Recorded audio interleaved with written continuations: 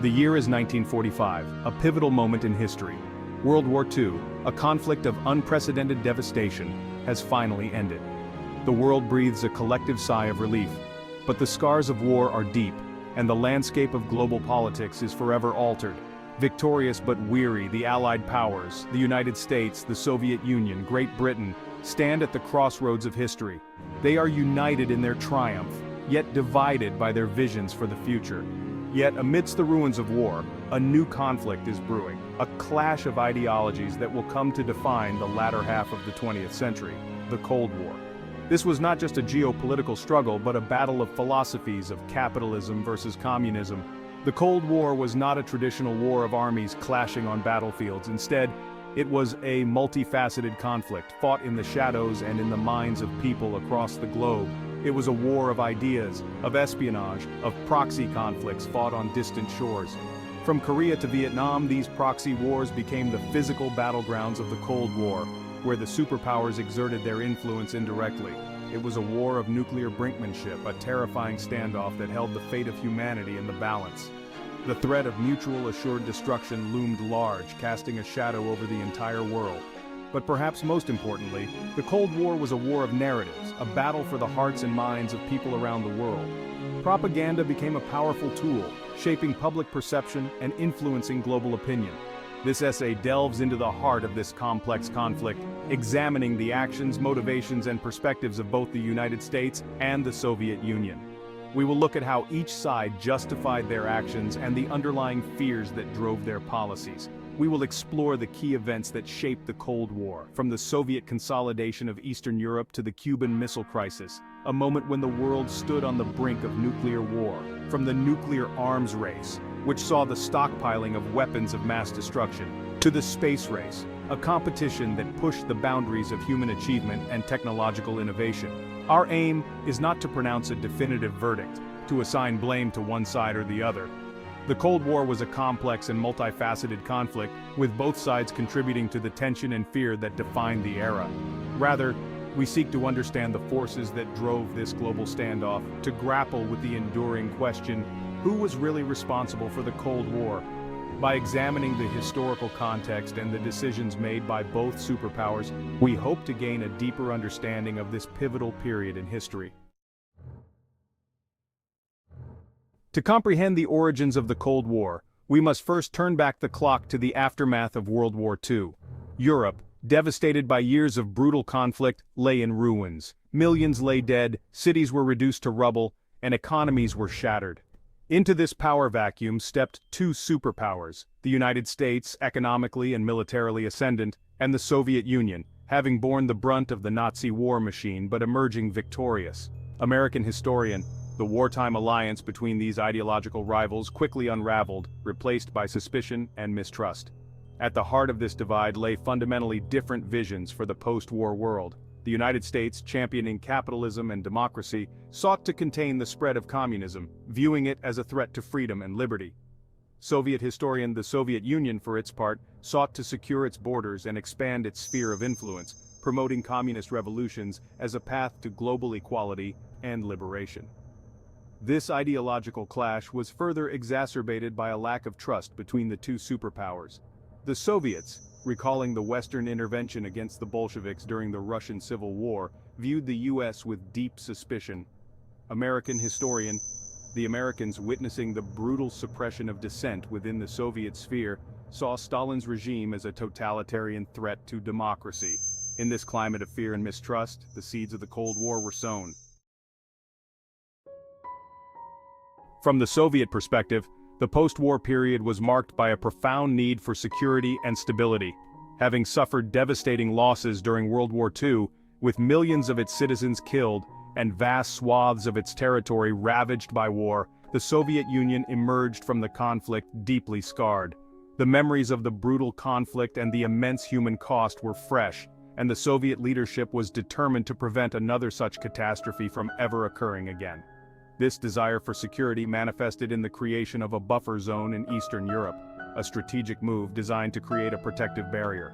This buffer zone consisted of a series of satellite states under Soviet control that would serve as a bulwark against potential Western aggression, ensuring that any future conflict would be fought far from Soviet borders.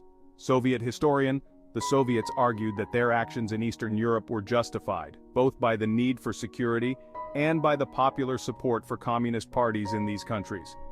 They believed that the spread of communism was a natural progression, reflecting the will of the people who had suffered under fascist regimes. They pointed to the atrocities committed by the Nazi regime, many of which occurred on Soviet soil, as evidence of the threat posed by the West. The Soviet leadership was acutely aware of the devastation wrought by the Nazis and used this as a justification for their actions. The installation of communist governments in Eastern Europe, they argued, was not a matter of forced imposition, but rather a reflection of the will of the people.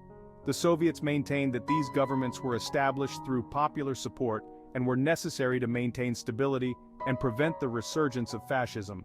The West, however, viewed Soviet actions with alarm and suspicion. The rapid expansion of Soviet influence in Eastern Europe was seen as a direct threat to Western democratic values and interests. Winston Churchill famously declared that an iron curtain had descended across Europe, dividing East from West. This metaphor captured the growing divide and the sense of an impenetrable barrier between the two blocs. The United States, fearing the domino effect of communist expansion, adopted a policy of containment aimed at preventing the further spread of Soviet influence. This policy was driven by the belief that if one country fell to communism, others would inevitably follow. This fundamental clash of perspectives, this struggle for control over the future of Europe, would become a defining feature of the Cold War. The ideological battle between communism and capitalism, between East and West, would shape global politics for decades to come, influencing international relations and leading to numerous proxy wars and conflicts around the world. Section 4. The American Perspective. Containment and Global Intervention. The United States emerged from World War II as a global superpower, its economy booming and its military might unmatched. However, the specter of communism loomed large in the American psyche. American historian, the Soviet Union's consolidation of control in Eastern Europe, coupled with the rise of communist movements in Asia and elsewhere, fueled fears of a global communist revolution. The Truman Doctrine, articulated in 1947, formalized the American policy of containment, pledging support to any country threatened by communist expansion. This policy, driven by a belief in the inherent superiority of democracy and capitalism, led the United States into a series of costly and controversial interventions. American historian, the Korean War, the Vietnam War, and numerous covert operations in Latin America and elsewhere were all justified as necessary steps to halt the spread of communism. Critics of U.S. foreign policy argued that the policy of containment was based on a flawed understanding of the world, that it often propped up repressive regimes, and that it led to unnecessary bloodshed. They pointed to the millions of casualties in Korea and Vietnam, the vast sums of money spent on the military-industrial complex, and the erosion of civil liberties at home as evidence of the high cost of containment. Section 5. Flashpoints from Berlin to Cuba, Confrontation on the World Stage. The Cold War was a global conflict with proxy wars and political crises erupting in every corner of the world. This period was marked by a constant state of tension and competition between the United States and the Soviet Union, each vying for global influence and dominance. From the dense jungles of Vietnam to the divided streets of Berlin, the two superpowers engaged in a high-stakes game of chess, each move carrying the potential for catastrophic escalation. The stakes were incredibly high, with each side trying to outmaneuver the other in a bid to spread their ideological influence. European observer. One of the earliest and most enduring flashpoints was Berlin, a city divided by the Iron Curtain.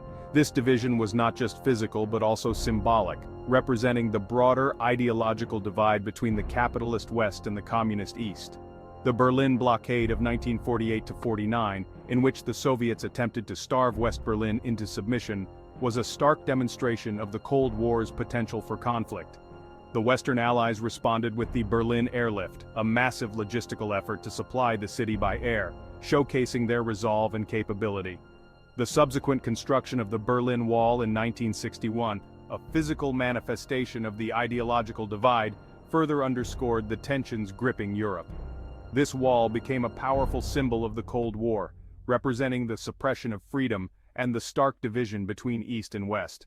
In Asia, the Korean War, from 1950 to 53, and the Vietnam War, from 1955 to 75, represented costly proxy conflicts, with the US and its allies supporting anti-communist forces against Soviet-backed regimes.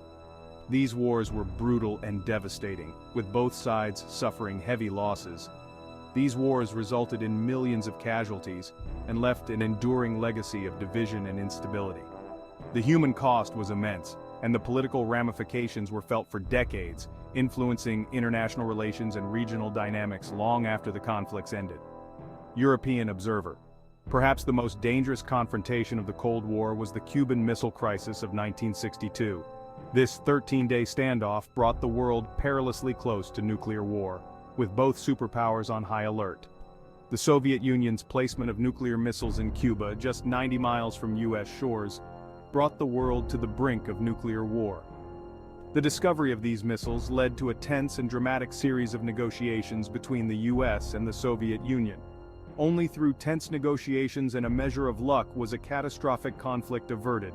The resolution of the Cuban Missile Crisis involved a secret agreement for the US to remove its missiles from Turkey in exchange for the Soviet withdrawal from Cuba, highlighting the delicate balance of power and the importance of diplomacy in averting disaster.